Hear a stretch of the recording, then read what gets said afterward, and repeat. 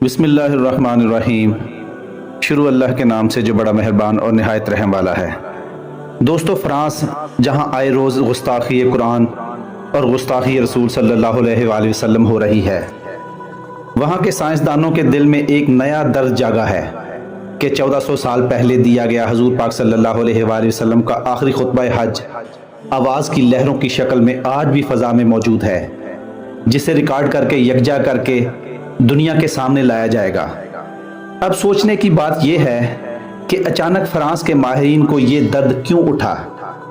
ظاہر ہے اس کے پیچھے دجالی ذہن کام کر رہا ہے۔ یہ جانتے ہیں محمد صلی اللہ علیہ وآلہ وسلم کا نام امت محمدی کے لیے عشق کا بحر الکاہل ہے۔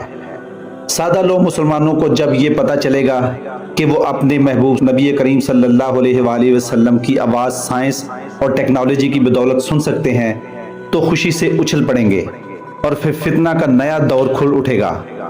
نہ جانے کس دجالی کی آواز کو دنیا میں نبی کریم صلی اللہ علیہ وآلہ وسلم کی آواز کہہ کر پیش کر دیا جائے گا، نعوذ باللہ۔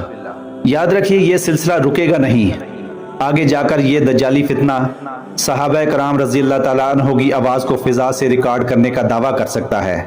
اگر یہ اتنے سچے ہیں تو اپنے مرے کھپے ہوئے لیڈران، نانا دادا اور اپنے اجداد کی آوازوں کی لہروں کو ڈھونڈیں، مسلمانوں سے دور رہیں تو بہتر ہے۔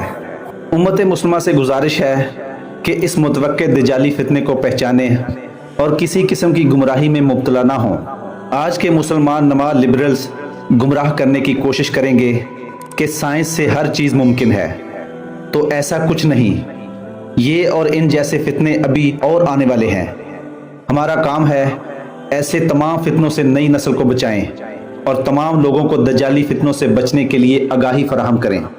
ویڈیو اچھی لگی ہو تو چینل کو سبسکرائب کریں اور ویڈیو دوستوں کے ساتھ بھی شیئر کریں۔ اللہ تعالیٰ آپ کا حامی و ناصر ہو۔